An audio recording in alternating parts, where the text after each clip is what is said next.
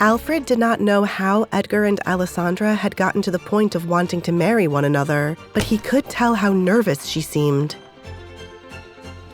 He smiled to ease her fears. After all, he was starting to like having her around.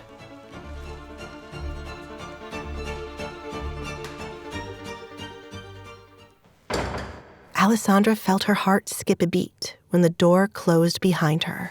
I wasn't expecting you to show up. But if you did, breakfast time wasn't my guess. Was I meant to come in the night? As a thief would? Her boldness shocked him. Let's get on to business, shall we? Alessandra's heart was beating out of her chest. Could she really go through with this? Alessandra lingered by the door, unsure how the Duke would react to her comment. To her relief, Edgar smiled softly.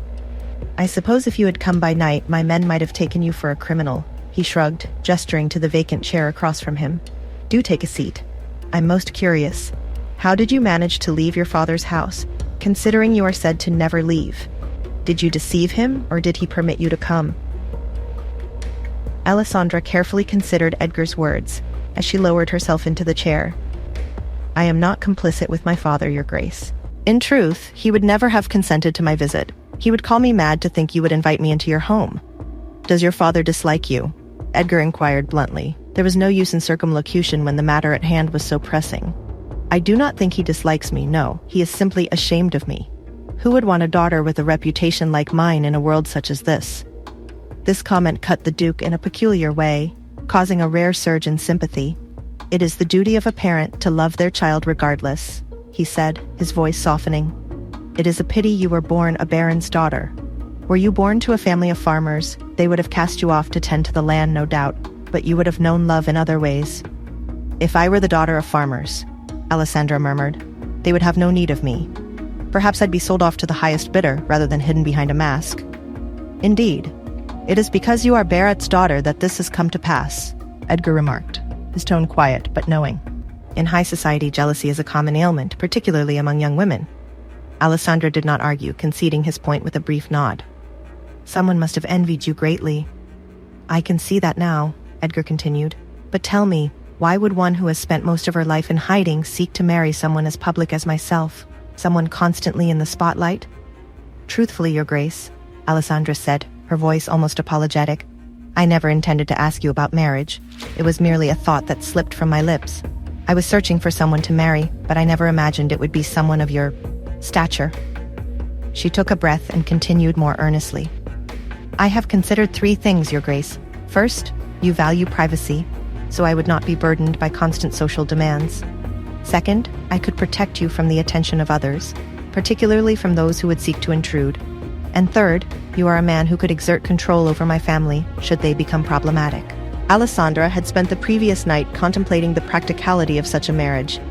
A man of Edgar's influence would be the only one her father could not easily dismiss, and the mere thought of escaping her current home filled her with a sense of resolve.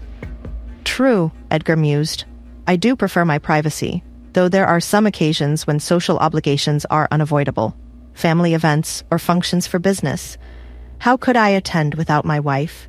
It would be dreadfully dull if you remained in hiding." "You misunderstand, Your Grace," Alessandra said, meeting his gaze directly.